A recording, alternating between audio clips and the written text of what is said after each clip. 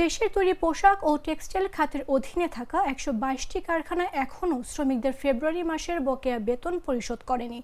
এখনও ঈদ বোনাস দিতে পারেনি ৭২৩টি পোশাক কারখানা। জানুয়ারি বা তারও আগের বেতন বকেয়া রয়েছে ৩০টি কারখানায়। শিল্প পুলিশ সূত্রে এ তথ্য জানা গেছে।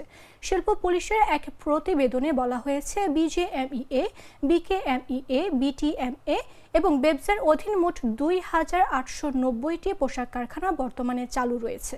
বৃহস্পতিবার সকাল ১০টা পর্যন্ত ফেব্রুয়ারির বেতন পরিশোধ করেছে ২,৭৬৮টি প্রতিষ্ঠান।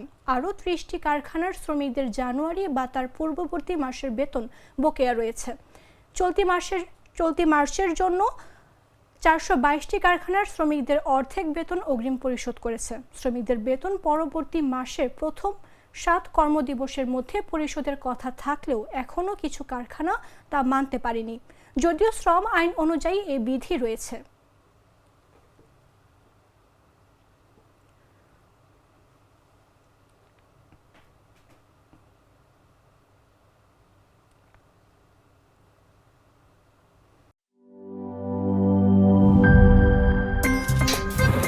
আমার একটা স্মার্ট সিদ্ধান্তে 25% গ্যাসের খরচ কমেছে। ভাবছেন কিভাবে?